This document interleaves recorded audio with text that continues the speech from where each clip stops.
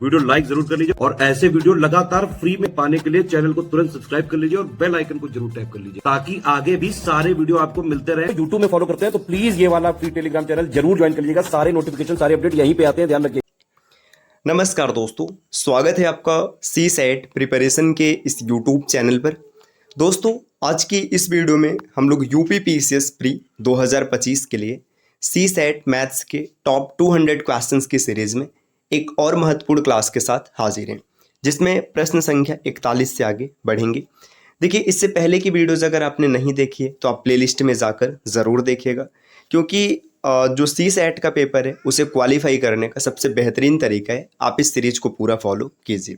तो चलिए साथियों, शुरू करते हैं आज के इस इंटरेस्टिंग क्लास को। इससे पहले एक ज़रूरी सूचना है दोस्तों। देखिए, अब यूपी पीसीएस प्री के एग्ज़ाम में बहुत ज़्यादा समय नहीं बचा है, मुश्किल से 12-13 दिन का समय बचा हुआ है।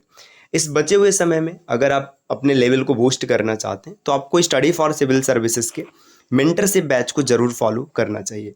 प्रक्रिया बड़ा ही सिंपल सा है। प्ले स्टोर से आपको ज्ञान सर एजुकेशन एप्लीकेशन इंस्टॉल करना है और एप्लीकेशन के माध्यम से आपको कोर्स ज्वाइन कर लेना है, या फिर इनमें से किसी भी नंबर पर कॉल या व्हाट्सअप करके भी आप कोर्स की जानकारी ले सकते हैं। ये ज्ञान सर का व्हाट्सअप नंबर है, आप यहाँ से व्हाट्सअप के माध्यम से भी जानकारी प्राप्त कर सकते हैं। चलिए अब देखते हैं प्रश्नों को। देखिए, प्रश्न संख्या 41 यहाँ पर दिया गया। एक परीक्षा में एक छात्र को सफल होने के लिए 45% अंक प्राप्त करने होते हैं।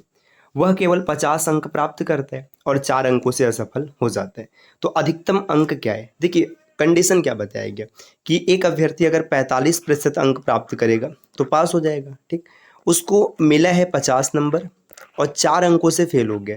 इसका मतलब पता है, जो 45% है ये 54 के बराबर है, क्योंकि अगर 45% मिलता तो भी पास हो जाता और 54 नंबर मिलता तो भी पास हो जाता। तो अब आप यहाँ से 1% का मान आराम से निकाल सकते हैं। 1% का मान आ जाएगा 54 और बटे में 45। अब कोई भी एग्जाम होगा उसमें जो पूर्णांक होगा हमेशा 100% होगा, तो 1% का मान अगर 54 बटे 45 है तो 100% का मान निकालने के लिए आप इसमें 100 से गुणा करा देंगे। तो आप आगे लिखेंगे 54 बटे 45 और गुणा 100। अब कैलकुलेट कीजिएगा, 9 से काटेंगे 9 बचे 45, 9 छक्का 54, फिर 5 से काटेंगे तो 20 बार में कटेगा, 20 छक्का 120। जो अधिकतम अंक था, अधिकतम अंक 120 रहा है, तो ऑप्शन 20 प्रश्न का सही उत्तर बनेगा। अगले प्रश्न पर आते। प्रश्न संख्या 42 दिया हुआ है। एक कार्य को 10 औरत 7 दिन में पूरा करती है और उसी कार्य को 10 बच्चे 14 दिन में पूरा करते हैं, तो इस कार्य को 5 औरत और 10 बच्चे कितने दिन में पूरा करेंगे? देखिए, कार्य है, अगर महिला उसको करेगी तो 10 महिलाएं मिलकर 7 दिनों में पूरा कर लेंगी और बच्चे करेंगे तो 10 बच्चे मिलकर 14 दिन में पूरा कर लेंगे। तो अब ये समझिए कि 10 फीमेल्स का जो काम है 7 दिन का, ये बराबर है 10 चाइल्ड्स के 14 दिन के काम का, और यही टोटल काम है। जैसे ये आप यहाँ से देखेंगे टोटल वर्क है, तो इसको कैलकुलेट कीजिए। अगर आप कैलकुलेट करेंगे तो आपको पता चलेगा 1 female is equal to 2 child. अब देखिए, यहाँ पे 2 बच्चे हैं और 1 महिला है। अब इसको अगर आप सही से सेट करेंगे तो female upon child is equal to 2/1, मतलब एक महिला एक दिन में 2 काम कर रही है और एक बच्चा एक दिन में 1 काम कर रहे हैं, तो कुल काम निकालना आसान हो गया। देखिए, 10 गुड़े एक महिला एक दिन में 2 काम कर रही है और गुड़े 7, तो 7 दूना 14 बटे 140, कुल काम है 140। अब करवाना कितने लोगों से? 5 औरतों से। 5 औरतों से कराना है मतलब एक दिन में 10 काम हो जाएगा, और 10 बच्चों से कराना है फिर से एक दिन में 10 काम होगा, तो 140 बटे 20 आपको मिलेगा 7। ये काम पूरा 7 दिन में समाप्त हो जाएगा। ऑप्शन डी इस प्रश्न का उत्तर हो जाएगा। अगले प्रश्न पर आते हैं। प्रश्न संख्या 43 दिया है। शादी के समय एक औरत, उसके पति की औसत आयु और 23 वर्ष थी, मतलब जब शादी हुआ तो महिला और जो पुरुष है दोनों की एवरेज आयु 23 है। 5 वर्ष बाद उनके पास 1 वर्ष का बच्चा भी है, तो अब पूरे परिवार की औसत आयु कितनी होगी? यहाँ पे आपको बताना है उनका एवरेज एज कितना हो जाएगा। देखिए, शादी के समय महिला और पति दोनों की आयु कितनी है? 23 औसत में है, तो शादी के समय जब आप देखेंगे, शादी के समय ये 23 दूना 46 है, दोनों के एज का सम। अब शादी के 5 वर्ष बाद देखिए, 5 वर्ष जब आगे बढ़ेगा तो महिला भी 5 वर्ष बड़ी होगी और पुरुष भी 5 वर्ष बड़ा होगा, तो 5 और 5 10 इसमें ऐड करेंगे। 10 क्यों ऐड करेंगे? क्योंकि भाई दोनों बढ़ रहे हैं, ऐसा नहीं कि खाली महिला बढ़ेगी पति की उम्र रुकी रहेगी। तो 5 वर्ष बाद की स्थिति क्या है? 5 वर्ष बाद जब आप आएंगे तो इन दोनों के एज को अगर आप देखेंगे तो ये 56 हो जाएगा। अब बताया जा रहा है कि इनके पास 1 वर्ष का एक बच्चा भी है, तो यहाँ पे एक बच्चे को भी शामिल कर दीजिएगा। 3 लोग हो गए, उम्र कितनी है 57 है, और 3 लोगों से जब डिवाइड करेंगे तो मिलेगा 19। तो इस कंडीशन में उनकी औसत आयु हो जाएगी 19 वर्ष। ऑप्शन ए इसका उत्तर बनेगा। अगले स्लाइड पर आते हैं साथियों। प्रश्न संख्या 44 यहाँ पर दिया है। यदि x और y धनात्मक पूर्णांक इस प्रकार है कि x² - y² बराबर 13 है, तो x² + y² का संभव मान क्या होगा। बहुत ही आसान सा प्रश्न है, आइडेंटिटीज पर आधारित क्वेश्चन है। देखिए दिया गया x² - y² = 13। अच्छा, अगर आपके दिमाग में ऐसा चल रहा है कि हम यहाँ पे नंबर से सेट करें, जैसे x का स्क्वायर मान ले, y के स्क्वायर मान ले, घटाए, तो काफ़ी समय बर्बाद होगा। इसका तरीका क्या है, इसको ओपन कीजिए। x² - y² आप लिखेंगे x + y एक ब्रैकेट में, और दूसरे में लिखेंगे x - y। अब बराबर में 13 दिया है, 1 से गुणा करा लीजिए, कोई फर्क नहीं पड़ेगा क्योंकि 13 का 13 होगा। x + y का मान है 13 और x - y का मान है 1। देखिए x + y ये 13 हो गया और x - y ये 1 हो गया। तो यहाँ से आप जब कैलकुलेट करेंगे तो आपको x की वैल्यू मिल जाएगी 7 और y की वैल्यू मिल जाएगी 6। आप कैलकुलेट करके देख सकते हैं, यहाँ पे चाहे एलिमिनेशन मेथड लगा लीजिएगा, क्रॉस मल्टीप्लिकेशन, किसी भी तरीके से आप निकाल सकते हैं। तो x² + y² निकालना है, बड़ा ही सिंपल हो जाएगा। देखिए x² मतलब 7 का स्क्वायर 49 और y² 6 का स्क्वायर 36। इनको जोड़ दीजिएगा, 9 6 15, 4 3 7 और 1 8। तो आंसर आएगा 85, जो कि ऑप्शन बी में दिख रहा है। तो बहुत ही आसानी से प्रश्न बन जाएंगे, बस आपको थोड़ा सा ध्यान देना है। अगला प्रश्न दिया है, प्रश्न संख्या 45। एक समचतुर्भुज के विकर्णों की लंबाइयाँ 24 सेमी और 32 सेमी है, तो इसकी भुजा क्या होगी आपको ये बताना है। देखिए समचतुर्भुज क्या होता है, इसमें सभी भुजाएं समान होती हैं, जैसे जो भुजाएं रहेंगी ये समान रहेंगी, लेकिन जो इसको डायगोनल होंगे एक दूसरे को 90 डिग्री पर ऐसे क्रॉस करेंगे। अब यहाँ पे देखिए इनके विकर्ण की बात कर रहे हैं। विकर्ण क्या बताया गया, एक है 24 और एक है 32। तो ये जो मिड पॉइंट है ओ, अगर आप यहाँ से देखेंगे तो 24 का आधा 12 मिलेगा और एक भुजा 16 मिलेगा। तो एक ऐसा आपको राइट एंगल ट्रायंगल मिलेगा। राइट एंगल ट्रायंगल में एक भुजा 12 होगा, एक भुजा 16 होगा, और ये आपको बताना पड़ेगा। तो राइट एंगल ट्रायंगल में हमेशा पाइथागोरस थ्योरम काम करते हैं। तो लिखेंगे, देखिए x² = 16² + 12²। कैलकुलेट कीजिएगा, 256 + 144। आप इसको ऐड करेंगे तो आपको मिलेगा 400। x² की वैल्यू है, तो x की वैल्यू आपको 20 मिल जाएगी, जो कि ऑप्शन बी में है। तो समचतुर्भुज की भुजा 20 सेंटीमीटर बनेगी। अगले प्रश्न पर आते हैं। प्रश्न संख्या 46 दिए है। एक अर्धगोला और एक शंकु के आधार समान है। आधार का मतलब देखिए, जैसे ये अर्धगोला बनाया गया, ये हो गया, ये रहा, और एक शंकु बनाया गया, ये शंकु हो गया। तो इसका जो बेस है, बेस दोनों का समान है। आगे बोला गया कि इनकी ऊंचाइयां भी समान है, जो इनकी हाइट है ये भी समान है। तो उनके वक्र पृष्ठ का अनुपात क्या होगा। बड़ा ही सामान्य सा फार्मूला है, आपको वक्र पृष्ठ का यहाँ पे फार्मूला अप्लाई करना पड़ेगा। जैसे अप्लाई करेंगे तो आप आराम से निकाल पाएंगे। तो देखिए जो अर्धगोला होता है इसका वक्र पृष्ठ होता है 2πr², ठीक।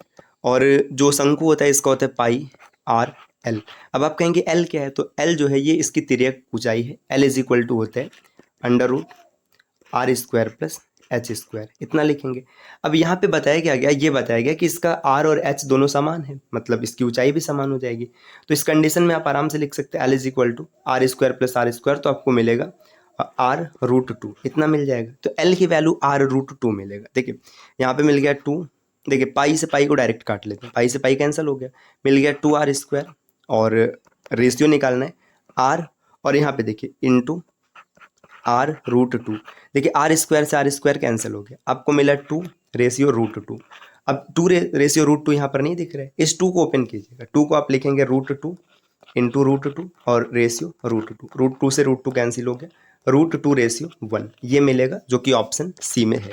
तो ये इसका आंसर बनेगा। अगले क्वेश्चन पर आते हैं। प्रश्न संख्या 47 दिए।